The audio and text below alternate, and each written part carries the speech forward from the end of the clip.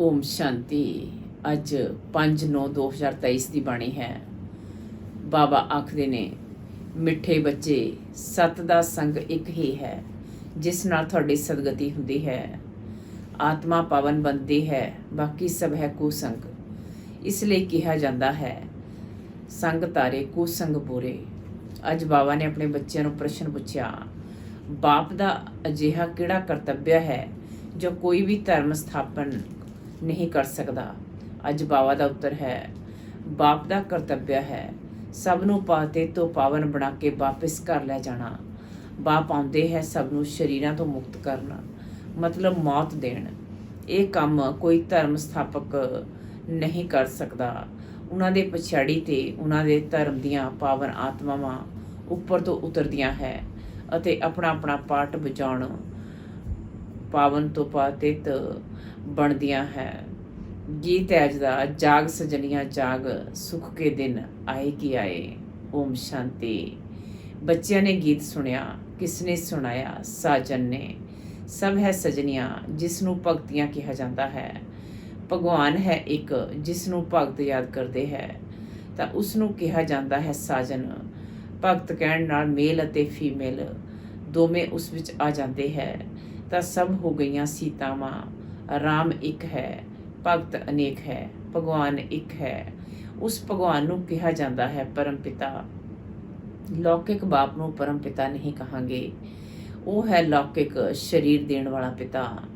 ਪਰਮ ਪਿਤਾ ਹੈ ਪਰਮ ਧਾਮ ਵਿੱਚ ਰਹਿਣ ਵਾਲਾ, ਸਭ ਆਤਮਾਵਾਂ ਦਾ ਪਿਤਾ। ਹਰ ਇੱਕ ਮਨੁੱਖ ਨੂੰ ਦੋ ਬਾਪ ਹੈ, ਇੱਕ ਲੌਕਿਕ, ਦੂਸਰਾ ਪਰਲੌਕਿਕ ਬਾਪ। ਲੌਕਿਕ ਬਾਪ ਦਾ ਜਨਮ ਬਾਏ ਜਨਮ ਵਰਸਾ ਵੱਖ ਹੁੰਦਾ ਹੈ। ਹਰ ਇੱਕ ਜਨਮ ਵਿੱਚ ਬਾਪ ਵੱਖ-ਵੱਖ ਰਹਿੰਦੇ ਹੈ। ਤੁਸੀਂ ਵਿਚਾਰ ਕਰੋ ਕਿੰਨੇ ਜਨਮ ਲੈਂਦੇ ਹੈ, ਕਿੰਨੇ ਬਾਪ ਮਿਲਦੇ ਹੋਣਗੇ। 84 ਜਨਮ ਵਿੱਚ ਜ਼ਰੂਰ 84 ਬਾਪ ਅਤੇ 84 ਮਾਂ ਮਿਲਣਗੇ। ਹਰ ਇੱਕ ਜਨਮ ਵਿੱਚ ਇੱਕ ਹੀ ਲੌਕਿਕ ਬਾਪ ਤਾਂ ਇੱਕ ਹੀ ਮਾਂ ਰਹਿੰਦੀ ਹੈ। ਦੂਸਰਾ ਬਾਪ ਹੈ ਪਰਮ ਪਿਤਾ ਪਰਮਾਤਮਾ। ਲੇਕਿਨ ਸਤਯੁਗ ਤ੍ਰੇਤਾ ਵਿੱਚ ਕਦੇ ਉਹ ਗॉडफादर ਕਹਿ ਯਾਦ ਨਹੀਂ ਕਰਦੇ।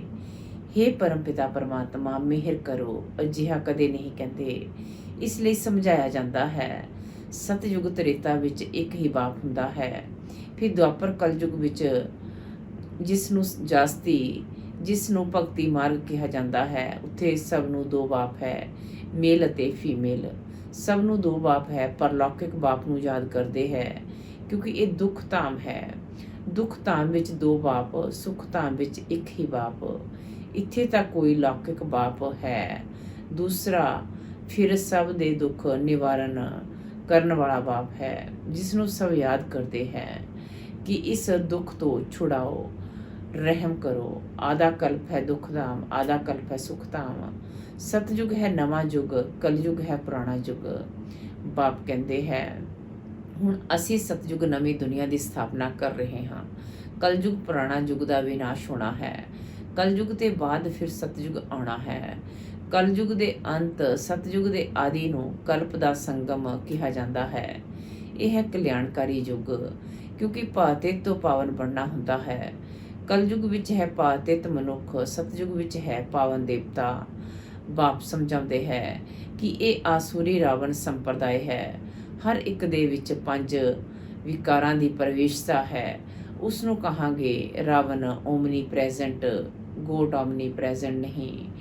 5 ਵਿਕਾਰ ਪ੍ਰਵੇਸ਼ ਹੈ, ਇਸ ਲਈ ਇਸ ਨੂੰ ਪਾਤਿਤ ਦੁਨੀਆ ਕਿਹਾ ਜਾਂਦਾ ਹੈ। ਸਤਯੁਗ ਤ੍ਰੇਤਾ ਨੂੰ ਪਾਵਨ ਦੁਨੀਆ ਸ਼ਿਵਾਲਿਆ ਕਿਹਾ ਜਾਂਦਾ ਹੈ। ਕਲਯੁਗ ਹੈ ਵੈਸ਼ਾਲਿਆ ਤਾਂ ਸ਼ਿਵ ਪਰਮ ਪਿਤਾ ਪਰਮਾਤਮਾ ਆ ਕੇ ਨਵੇਂ ਯੁੱਗ ਦੀ ਸਥਾਪਨਾ ਕਰਦੇ ਹੈ। ਬਾਪ ਸਮਝਾਉਂਦੇ ਹੈ, ਹੁਣ ਜਾਗੋ, ਨਵਾਂ ਯੁੱਗ ਮਤਲਬ ਸੁਖ ਧਾਮ ਦਾ ਸਮਾਂ ਹੁਣ ਆਇਆ ਹੈ। ਲਕਸ਼ਮੀ ਨਾਰਾਇਣ ਦਾ ਰਾਜ ਆ ਰਿਹਾ ਹੈ। ਇਹ ਹੈ ਹੀ ਰਾਜ ਯੁੱਗ। ਇਹ ਕੋਈ ਕਾਮਨ ਸਤਸੰਗ ਨਹੀਂ ਹੈ। ਇੱਕ ਹੁੰਦਾ ਹੈ ਸਤਸੰਗ, ਦੂਸਰਾ ਹੁੰਦਾ ਹੈ ਝੂਠ ਸੰਗ। ਕੁਸੰਗ ਸਤ ਦਾ ਸੰਗ ਤਾਰੇ, ਕੁਸੰਗ ਬੁਰੇ। ਸਤ ਤੇ ਇੱਕ ਹੀ ਬਾਪ ਹੈ, ਉਹਨਾਂ ਨੂੰ ਕਹਿੰਦੇ ਹੈ ਪਾਤਿਤ ਪਾਵਨ ਆਓ। ਉਹੀ ਆ ਕੇ ਪਾਵਨ ਬਣਾਉਂਦੇ ਹੈ ਆਦੇ ਕਲਪ ਦੇ ਲਈ। ਫਿਰ ਮਾਇਆ ਰਾਵਣ ਆ ਕੇ ਆਧਾ ਕਲਪ ਪਾਤਿਤ ਬਣਾਉਂਦੀ ਹੈ। ਇਵੇਂ ਨਹੀਂ, ਬਾਪ ਹੀ ਪਤਿਤ ਬਣਾਉਂਦੇ ਹੈ। ਹੁਣ ਹੈ ਹੀ ਰਾਵਣ ਰਾਜ। ਜਦੋਂ ਤੱਕ ਸਤ ਬਾਪ ਦਾ ਆਣਾ, ਉਦੋਂ ਤੱਕ ਸਤ ਸੰਗ ਨਹੀਂ, ਸਭ ਹੈ ਝੂਠ ਸੰਗ ਅਤੇ ਕੁਸੰਗ। ਤੁਸੀਂ ਸੀਤਾ ਮਾਂ, ਤੁਸੀਂ ਭਗਤੀ ਕਰਦੀ ਹੈ, ਸਮਝਦੀ ਹੋ ਭਗਤੀ ਦਾ ਫਲ ਭਗਵਾਨ ਆ ਕੇ ਦੇਣਗੇ, ਤਾਂ ਜ਼ਰੂਰ ਜਦ ਭਗਤੀ ਦਾ ਸਮਾਂ ਖਤਮ ਹੋਣਾ ਹੋਵੇਗਾ ਤਾਂ ਤੇ ਆਉਣਗੇ ਨਾ। ਆਧਾ ਕਲਪ ਹੈ ਗਿਆਨ ਦੀ ਪ੍ਰਲਬਧ ਅਤੇ ਆਧਾ ਕਲਪ ਹੈ ਭਗਤੀ ਦੀ ਪ੍ਰਲਬਧ। ਹੁਣ ਤੁਸੀਂ ਪੁਰਸ਼ਾਰਥ ਕਰ ਰਹੇ ਹੋ ਭਗਵਾਨ ਦੀ ਸ਼੍ਰੀਮਤ ਤੇ। ਭਗਵਾਨ ਇੱਕ ਹੁੰਦਾ ਹੈ, ਉਹ ਹੈ ਨਿਰਾਕਾਰ ਪਰਮ ਪਿਤਾ ਪਰਮਾਤਮਾ, ਆਤਮਾਵਾਂ ਦਾ ਬਾਪ। ਉਹ ਆਉਂਦੇ ਹੀ ਹੈ ਸੰਗਮ ਤੇ। ਦੁਆਪਰ ਕਲਯੁਗ ਨੂੰ ਭਗਤੀ ਕਾਂਡ ਕਿਹਾ ਜਾਂਦਾ ਹੈ, ਸਤਯੁਗ ਤ੍ਰੇਤਾ ਨੂੰ ਗਿਆਨ ਕਾਂਡ ਕਿਹਾ ਜਾਂਦਾ ਹੈ। ਗਿਆਨ ਹੈ ਹੀ ਗਿਆਨ ਸਾਗਰ ਪਰਮ ਪਿਤਾ ਪਰਮਾਤਮਾ ਦੇ ਕੋਲ। ਸ਼ਾਸਤਰਾਂ ਦਾ ਗਿਆਨ ਕੋਈ ਗਿਆਨ ਨਹੀਂ। ਜੇਕਰ ਉਹਨਾਂ ਵਿੱਚ ਗਿਆਨ ਹੁੰਦਾ ਤਾਂ ਸਦਗਤੀ ਹੁੰਦੀ। ਭਾਰਤ ਜੋ ਹੀਰੇ ਵਰਗਾ ਸੀ ਹੁਣ ਹੈ ਨਹੀਂ, ਫਿਰ ਬਾਪ ਬਣਾਉਂਦੇ ਹੈ। ਤੁਸੀਂ ਹੁਣ ਹੀਰੇ ਜਿਹਾ ਬਣ ਰਹੇ ਹੋ। ਤੁਹਾਡਾ ਜੀਵਨ ਪਲਟ ਰਿਹਾ ਹੈ। ਆਤਮਾ ਦੈਵੀ ਗੁਣ ਧਾਰਨ ਕਰ ਰਹੀ ਹੈ। ਉਵੇਂ ਤਾਂ ਮਨੁੱਖ ਵਰਿਸਟ ਇੰਜੀਨੀਅਰ ਸਰਜਨ ਆਦਿ ਬਣਦੇ ਹੈ। ਬਾਕੀ ਮਨੁੱਖ ਨੂੰ ਦੇਵਤਾ ਬਣਾਉਣਾ ਇਹ ਪਰਮ ਪਿਤਾ ਪਰਮਾਤਮਾ ਗਿਆਨ ਸਾਗਰ ਦਾ ਕਰਤੱਵ ਹੈ। ਉਹਨਾਂ ਨੂੰ ਹੀ ਟਰੁੱਥ ਕਿਹਾ ਜਾਂਦਾ ਹੈ। ਉਹੀ ਸੱਚ ਦੱਸਦੇ ਹੈ, ਮਤਲਬ ਸੱਚਖੰਡ ਦੀ ਸਥਾਪਨਾ ਕਰਦੇ ਹੈ। ਬਾਕੀ ਸਭ ਹੈ ਝੂਠ ਬੋਲਣ ਵਾਲੇ, ਝੂਠ ਖੰਡ ਦੀ ਸਥਾਪਨਾ ਕਰਦੇ ਹੈ, ਰਾਵਣ ਦੀ ਮੱਤ ਤੇ ਚੱਲਦੇ ਹੈ। ਤੁਸੀਂ ਸ਼੍ਰੀਮਤ ਨਾਲ ਸ੍ਰੇਸ਼ਟ ਬਣਦੇ ਹੋ। ਨਵੇਂ ਯੁੱਗ ਵਿੱਚ ਭਾਰਤ ਨਵਾਂ ਸੀ। ਵਰਲਡ ਆਲਮਾਈਟੀ ਅਥਾਰਟੀ ਕਿਹਾ ਜਾਂਦਾ ਸੀ। ਲਕਸ਼ਮੀ ਨਾਰਾਇਣ ਦਾ ਰਾਜ ਸੀ। ਉਹਨਾਂ ਨੂੰ ਕਿਸੇ ਨੇ ਇਹ ਰਾਜ ਭਾਗ ਦਿੱਤਾ। ਜ਼ਰੂਰ ਜੋ ਸਵਰਗ ਦੀ ਸਥਾਪਨਾ ਕਰਨ ਵਾਲਾ ਹੋਵੇਗਾ। ਹੁਣ ਉਹ ਵਰਸਾ ਗਵਾਇਆ ਹੈ 84 ਜਨਮ ਲੈ ਕੇ। ਹੁਣ ਫਿਰ ਚੱਕਰ ਪੂਰਾ ਹੁੰਦਾ ਹੈ। ਸਭ ਨੂੰ ਵਾਪਿਸ ਜਾਣਾ ਹੈ। ਲਿਬਰੇਟਰ ਇੱਕ ਹੀ ਬਾਪ ਹੈ। ਉਹੀ ਲਿਬਰੇਟ ਕਰ ਸਭ ਨੂੰ ਲੈ ਜਾਂਦੇ ਹੈ। ਇਸ ਲਈ ਉਹਨਾਂ ਨੂੰ ਕਾਲਾਂ ਦਾ ਕਾਲ ਵੀ ਕਿਹਾ ਜਾਂਦਾ ਹੈ। ਬਾਪ ਕਹਿੰਦੇ ਹੈ, ਹੁਣ ਤੁਹਾਡੇ 84 ਜਨਮ ਪੂਰੇ ਹੋਏ, ਹੁਣ ਵਾਪਿਸ ਜਾਣਾ ਹੈ। ਇਸ ਸ੍ਰਿਸ਼ਟੀ ਦਾ ਚੱਕਰ ਕਿਵੇਂ ਫਿਰਦਾ ਹੈ, ਸੋ ਬਾਪ ਬੈਠ ਸਮਝਾਉਂਦੇ ਹੈ। ਮਤਲਬ ਤ੍ਰਿਕਾਲਦਰਸ਼ੀ ਬਣਾਉਂਦੇ ਹੈ। ਤਿੰਨਾਂ ਲੋਕਾਂ ਤਿੰਨਾਂ ਕਾਲਾਂ ਦੀ ਨੌਲੇਜ ਦਿੰਦੇ ਹੈ। ਉਹ ਹੀ ਪਾਤਿਤ ਪਾਵਨ ਗਿਆਨ ਸਾਗਰ ਬੀਜ ਰੂਪ ਹੈ। ਉਹਨਾਂ ਤੋਂ ਹੀ ਸੱਚਖੰਡ ਦਾ ਤੁਹਾਨੂੰ ਵਰਸਾ ਮਿਲਦਾ ਹੈ। ਇੱਥੇ ਤੁਸੀਂ ਆਏ ਹੋ ਪਰਮ ਪਿਤਾ ਪਰਮਾਤਮਾ ਤੋਂ ਵਰਸਾ ਲੈਣ ਦੇ ਲਈ, ਜੋ ਸਵਰਗ ਦੀ ਸਥਾਪਨਾ ਕਰਨ ਵਾਲਾ ਹੈ। ਤੁਸੀਂ ਜਾਣਦੇ ਹੋ ਅਸੀਂ ਹੀ ਫਿਰ ਸਵਰਗ ਦੇ ਮਾਲਿਕ ਬਣਾਂਗੇ। ਸਤਯੁਗ ਦੇ ਲਕਸ਼ਮੀ ਨਾਰਾਇਣ ਨੂੰ ਕਿਹਾ ਜਾਂਦਾ ਹੈ। ਡੀਟੀ ਰਿਲੀਜਨ ਉਹ ਹੈ ਸ੍ਰੇਸ਼ਟ ਧਰਮ। ਉਹਨਾਂ ਦਾ ਧਰਮ ਹੀ ਸ੍ਰੇਸ਼ਟ ਹੈ ਅਤੇ ਕਰਮ ਵੀ ਸ੍ਰੇਸ਼ਟ ਹੈ। ਉੱਥੇ ਭ੍ਰਸ਼ਟਾਚਾਰੀ ਕੋਈ ਨਹੀਂ ਰਹਿੰਦਾ। ਦੁਆਪਰ ਕਲਯੁਗ ਵਿੱਚ ਫਿਰ ਇੱਕ ਹੀ ਸ੍ਰੇਸ਼ਟਾਚਾਰੀ ਨਹੀਂ ਰਹਿੰਦਾ। ਬਾਪ ਨੂੰ ਭੁੱਲਣ ਦੇ ਕਾਰਨ ਹੀ ਬੁਰੀ ਗਤੀ ਹੁੰਦੀ ਹੈ। ਫਿਰ ਬਾਪ ਆ ਕੇ ਪਾਤੇ ਤੋਂ ਪਾਵਨ ਬਣਾਉਂਦੇ ਹੈ। ਧਰਮ ਸਥਾਪਕ ਕੋਈ ਪਾਤੇ ਤੋਂ ਪਾਵਨ ਬਣਾਉਣ ਨਹੀਂ ਆਉਂਦੇ। ਪਾਤਿਤ ਪਾਵਨ ਤੇ ਇੱਕ ਹੀ ਬਾਪ ਹੈ। ਉਹੀ ਸੱਚਾ ਗੁਰੂ ਹੈ। ਬਾਕੀ ਉਹ ਤੇ ਆ ਕੇ ਆਪਣਾ ਧਰਮ ਸਥਾਪਨ ਕਰਦੇ ਹੈ। ਉੱਪਰ ਤੋਂ ਪਾਵਨ ਆਤਮਾਵਾਂ ਆਉਂਦੀਆਂ ਹੈ, ਫਿਰ ਪਾਤਿਤ ਬਣਦੀਆਂ ਹੈ। ਇਸ ਵੇਲੇ ਸਭ ਪਾਤਿਤ ਹੈ। ਸਭ ਨੂੰ ਪਾਵਨ ਬਣਾਉਣਾ ਬਾਪ ਦਾ ਹੀ ਕੰਮ ਹੈ। ਉਹੀ ਪਾਤਿਤ ਪਾਵਨ ਹੈ। ਗੁਰੂ ਨਾਨਕ ਨੇ ਵੀ ਸਤਿਗੁਰੂ ਦੀ ਮਹਿਮਾ ਕੀਤੀ ਹੈ। ਇਸ ਪੁਰਾਣੀ ਦੁਨੀਆ ਦੇ ਵਿਨਾਸ਼ ਲਈ ਹੀ ਇਹ ਮਹਾਭਾਰਤ ਲੜਾਈ ਹੈ। ਬਾਕੀ ਇਵੇਂ ਨਹੀਂ ਤੁਹਾਨੂੰ ਲੜਾਈ ਦੇ ਮੈਦਾਨ ਵਿੱਚ ਗਿਆਨ ਦਿੱਤਾ ਹੈ। ਗਿਆਨ ਦੇ ਲਈ ਤੇ ਇਕਾਂਤ ਚਾਹੀਦਾ ਹੈ। ਸਤ ਰੋਜ਼ ਭੱਠੀ ਵਿੱਚ ਰਹਿਣਾ ਪੈਂਦਾ ਹੈ। ਬਾਕੀ ਤੇ ਹੈ ਭਗਤੀ ਦੀ ਸਮੱਗਰੀ। ਭਗਤਾਂ ਵਿੱਚ ਵੀ ਕਈ ਬੜੇ ਤਿੱਖੇ ਹੁੰਦੇ ਹੈ। ਰੁਦਰਮਾਲਾ ਵੀ ਹੈ ਤੇ ਭਗਤਮਾਲਾ ਵੀ ਹੈ। ਉਹ ਹੈ ਭਗਤਾਂ ਦੀ ਮਾਲਾ, ਇਹ ਹੈ ਗਿਆਨ ਮਾਲਾ। ਉੱਪਰ ਵਿੱਚ ਸ਼ਿਵ, ਫਿਰ ਜੁਗਲਦਾਣਾ, ਫਿਰ ਹੈ ਉਹਨਾਂ ਦੀ ਵੰਸ਼ਾਵਲੀ ਜੋ ਮਾਲਾ ਮਨੁੱਖ ਸਿਮਰਦੇ ਹੈ। ਰਾਮ ਰਾਮ ਕਹਿੰਦੇ ਰਹਿੰਦੇ ਹੈ ਕਿਉਂਕਿ ਦੁਖੀ ਹੈ। ਰਾਵਣ ਸੰਪਰਦਾਇ ਰਾਮ ਨੂੰ ਯਾਦ ਕਰਦੇ ਹੈ ਕਿ ਆ ਕੇ ਆਪਣਾ ਬਣਾਓ। ਹੁਣ ਤੁਸੀਂ ਈਸ਼ਵਰ ਦੀ ਗੋਦ ਵਿੱਚ ਆਏ ਹੈ। ਅਸਲ ਵਿੱਚ ਸਭ ਆਤਮਾਵਾਂ ਪਰਮ ਪਿਤਾ ਪਰਮਾਤਮਾ ਦੀ ਸੰਤਾਨ ਹੈ। ਮਨੁੱਖ ਸ੍ਰਿਸ਼ਟੀ ਪ੍ਰਜਾਪਿਤਾ ਬ੍ਰਹਮਾ ਦੀ ਸੰਤਾਨ ਹੈ। ਪ੍ਰਜਾਪਿਤਾ ਬ੍ਰਹਮਾ ਦੁਆਰਾ ਮਨੁੱਖ ਸ੍ਰਿਸ਼ਟੀ ਰਚੀ ਹੈ। ਆਤਮਾ ਤੇ ਅਵਿਨਾਸ਼ੀ ਹੈ। ਆਤਮਾਵਾਂ ਦਾ ਅਵਿਨਾਸ਼ੀ ਬਾਪ ਹੈ। ਹੁਣ ਤੁਹਾਡੇ ਦੋ ਬਾਪ ਹੈ, ਇੱਕ ਵਿਨਾਸ਼ੀ ਦੂਜਾ ਅਵਿਨਾਸ਼ੀ। ਬ੍ਰਹਮਾ ਵੀ ਸਰੀਰ ਛੱਡ ਦਿੰਦਾ ਹੈ।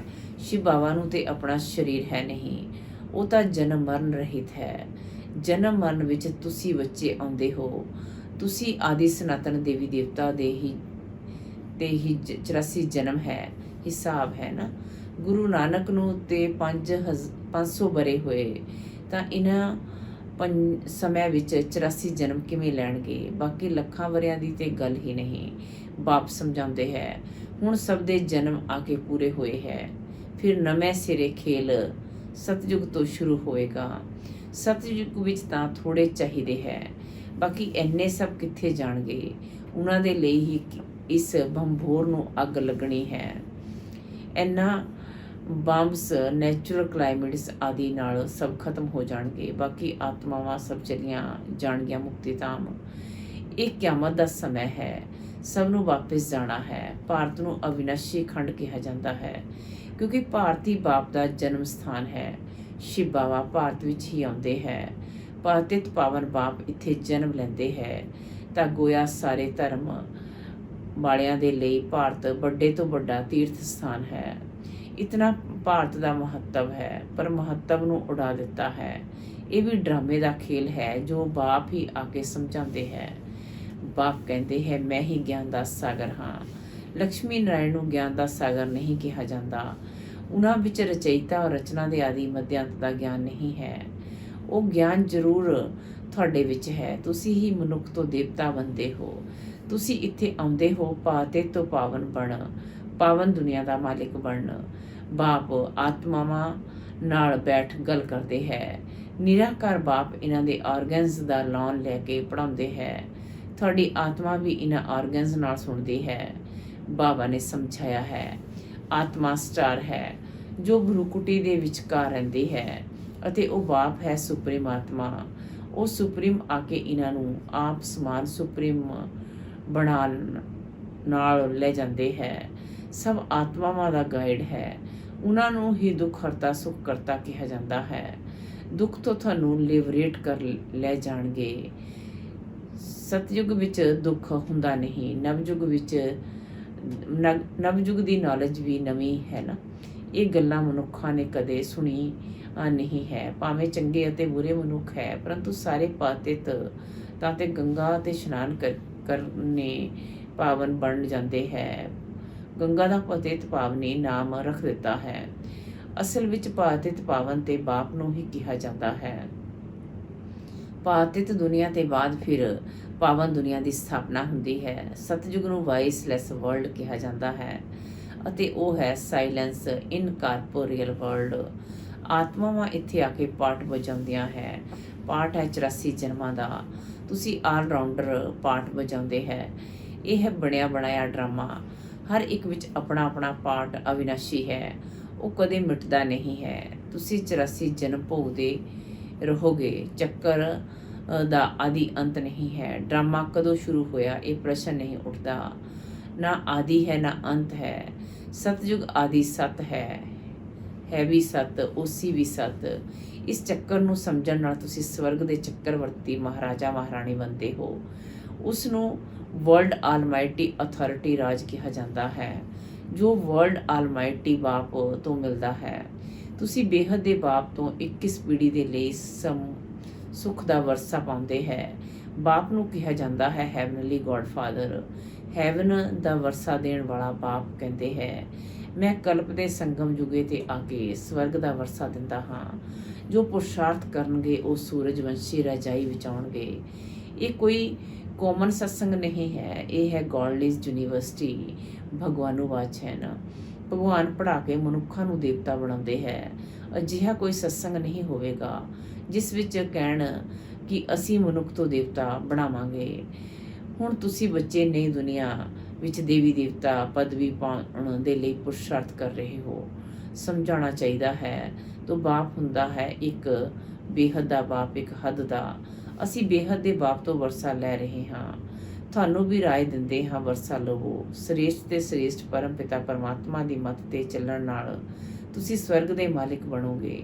ਸੱਚਾ ਹੈ ਹੀ ਇੱਕ ਬਾਪ, ਉਹ ਆ ਕੇ ਪੜ੍ਹਾਉਂਦੇ ਹੈ। ਇਹਨਾਂ ਦੇ ਆਰਗਨਸ ਦੁਆਰਾ ਕਹਿੰਦੇ ਹੈ, ਬ੍ਰਹਮਾ ਤਨ ਨਾਲ ਬ੍ਰਹਮਾ ਮੁਖ ਵੰਸ਼ਾਵਲੀ ਨੂੰ ਵਰਸਾ ਦਿੱਤਾ ਹੈ। ਬ੍ਰਹਮਾ ਦੁਆਰਾ ਤੁਹਾਨੂੰ ਦਾਦੇ ਦਾ ਵਰਸਾ ਮਿਲਦਾ ਹੈ। ਦਾਦੇ ਦੇ ਵਰਸੇ ਦੇ ਸਭ ਆਤਮਾਵਾਂ ਦਾ ਹੱਕ ਹੈ। ਲੌਕਿਕ ਸੰਬੰਧ ਵਿੱਚ ਸਿਰਫ ਮੇਲ ਨੂੰ ਵਰਸਾ ਮਿਲਦਾ ਹੈ। ਤੁਸੀਂ ਤਾਂ ਆਤਮਾਵਾਂ ਹੋ, ਸਭ ਬ੍ਰਦਰਸ ਠਹਿਰੇ। ਸਭ ਨੂੰ ਸ਼ਿਵ ਬਾਬਾ ਤੋਂ ਵਰਸਾ ਮਿਲਦਾ ਹੈ। ਤੁਹਾਨੂੰ ਦਾਦਾ ਤੋਂ ਵਰਸਾ ਮਿਲ ਰਿਹਾ ਹੈ। ਬਾਪ ਕਹਿੰਦੇ ਹੈ, ਮੈਂ ਤੁਹਾਨੂੰ ਮੰਦਿਰ ਲਾਇਕ ਬਣਾਉਂਦਾ ਹਾਂ। ਮਨੁੱਖਾਂ ਵਿੱਚ ਕ੍ਰੋਧ ਵੇਖੋ ਕਿੰਨਾ ਹੈ, ਇੱਕ ਦੂਜੇ ਦਾ ਵਿਨਾਸ਼ ਕਰ ਦਿੰਦੇ ਹੈ। ਇਹ ਹੈ ਵੈਸ਼ਾਲਿਆ। ਸ਼ਿਵਾਲਿਆ ਸੀ, ਸੋ ਫਿਰ ਹੁਣ ਬਣਨਾ ਹੈ। ਪਰਮ ਪਿਤਾ ਪਰਮਾਤਮਾ ਸ਼ਿਵਾ ਕੇ ਸ਼ਿਵਾਲਿਆ ਬਣਾਉਂਦੇ ਹੈ। ਵੈਸ਼ਾਲਿਆ ਤੋਂ ਲਿਬਰੇਟ ਕਰ ਫਿਰ ਗਾਈਡ ਬਣ ਸਭ ਨੂੰ ਸ਼ਿਵਾਲਿਆ ਵਿੱਚ ਲੈ ਜਾਂਦੇ ਹੈ। ਸਭ ਆਪਣੇ ਪੁਰਾਣੇ ਸਰੀਰਾਂ ਤੋਂ ਮੁਕਤ ਹੋ ਕੇ ਮੇਰੇ ਨਾਲ ਚੱਲਣਗੇ। ਅੱਛਾ, ਮਿੱਠੇ ਮਿੱਠੇ ਸਿੱਕੇ ਦੇ ਬੱਚਿਆਂ ਪ੍ਰਤੀ ਮਾਤਾ ਪਿਤਾ ਬਾਪ ਦਾਦਾ ਦਾ ਯਾਦ ਪਿਆਰ ਅਤੇ ਗੁੱਡ ਮਾਰਨਿੰਗ। ਰੂਹਾਨੀ ਬਾਪ ਦੀ ਰੂਹਾਨੀ ਬੱਚਿਆਂ ਨੂੰ ਨਮਸਤੇ। ਧਾਰਨਾ ਲਈ ਮੁੱਖ ਸਾਰ ਨੰਬਰ 1 ਪਰ ਦੇਵੀ ਗੁਣ ਧਾਰਨ ਕਰ ਖੁਦ ਦੇ ਜੀਵਨ ਨੂੰ ਪਲਟਾਉਣਾ ਹੈ।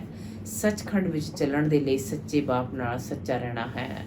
ਨੰਬਰ 2 ਇੱਕ ਸੱਤ ਬਾਪ ਦੇ ਸੰਗ ਵਿੱਚ ਰਹਿਣਾ ਹੈ। ਮਨੁੱਖ ਤੋਂ ਦੇਵਤਾ ਬਣਨ ਦੀ ਪੜ੍ਹਾਈ ਚੰਗੀ ਤਰ੍ਹਾਂ ਪੜ੍ਹ ਕੇ ਬੇਹੱਦ ਦਾ ਵਰਸਾ ਲੈਣਾ ਹੈ। ਵਰਦਾਨ ਹੈ ਅੱਜ ਦਾ, ਹਰ ਇੱਕ ਦੇ ਸੁਭਾਵ ਸੰਸਕਾਰ ਨੂੰ ਜਾਣ, ਟਕਰਾਉਣ ਦੀ ਬਜਾਏ ਸੇਫ ਰਹਿਣ ਵਾਲੇ ਮਾਸਟਰ ਨੌਲੇਜਫੁਲ ਭਵ। ਹਰ ਇੱਕ ਦੇ ਸੁਭਾਵ ਸੰਸਕਾਰ ਨੂੰ ਜਾਣ, ਟਕਰਾਉਣ ਦੀ ਬਜਾਏ ਸੇਫ ਰਹਿਣ ਵਾਲੇ ਮਾਸਟਰ ਨੌਲੇਜਫੁਲ ਭਵ। ਅੱਜ ਬਾਬਾ ਆਖਦੇ ਨੇ, ਕਿਸੇ ਵੀ ਗੱਲ ਨੂੰ ਛੋਟਾ ਜਾਂ ਵੱਡਾ ਕਰਨਾ ਇਹ ਆਪਣੀ ਬੁੱਧੀ ਤੇ ਹੈ। ਜਦ ਕਿ ਇੱਕ ਦੋ ਦੇ ਸੁਭਾਵ ਸੰਸਕਾਰ ਨੂੰ ਜਾਣ ਗਏ ਹੈ ਤਾਂ ਨੌਲੇਜਫੁਲ ਕਦੇ ਕਿਸੇ ਦੇ ਸੁਭਾਵ ਸੰਸਕਾਰ ਨਾਲ ਟੱਕਰ ਨਹੀਂ ਖਾ ਸਕਦੇ। ਜਿਵੇਂ ਕਿਸੇ ਨੂੰ ਪਤਾ ਹੈ ਕਿ ਇੱਥੇ ਟੋਇਆ ਹੈ ਜਾਂ ਪਹਾੜ ਹੈ ਤਾਂ ਜਾਣਨ ਵਾਲਾ ਕਦੇ ਟਕਰਾਏਗਾ ਨਹੀਂ, ਕਿਨਾਰਾ ਕਰ ਲਵੇਗਾ। ਇਵੇਂ ਤੁਸੀਂ ਵੀ ਕਿਨਾਰਾ ਕਰੋ, ਮਤਲਬ ਆਪਣੇ ਨੂੰ ਸੇਫ ਰੱਖੋ। ਕਿਸੇ ਕੰਮ ਤੋਂ ਕਿਨਾਰਾ ਨਹੀਂ ਕਰੋ, ਲੇਕਿਨ ਆਪਣੀ ਸੇਫਟੀ ਦੀ ਸ਼ਕਤੀ ਨਾਲ ਦੂਸਰੇ ਨੂੰ ਵੀ ਸੇਫ ਕਰਨਾ ਹੈ। ਇਹ ਕਿਨਾਰਾ ਕਰਨਾ ਹੈ। ਸਲੋਗਨ ਅੱਜ ਦਾ, ਉੜਦੀ ਕਲਾ ਦਾ ਅਨੁਭਵ ਕਰਨਾ ਹੈ ਤਾਂ ਸਦਾ ਭਾਗਯ ਅਤੇ ਭਾਗਯ ਵਿਦਾਤਾ ਦੀ ਸਮ੍ਰਿਤੀ ਵਿੱਚ ਰਹੋ। ਉੜਦੀ ਕਲਾ ਦਾ ਅਨੁਭਵ ਕਰਨਾ ਹੈ ਤਾਂ ਸਦਾ ਭਾਗਯ ਅਤੇ ਭਾਗਯ ਵਿਦਾਤਾ ਦੀ ਸਮ੍ਰਿਤੀ ਵਿੱਚ ਰਹੋ। ਚੰਗਾ, ਓਮ ਸ਼ਾਂਤੀ।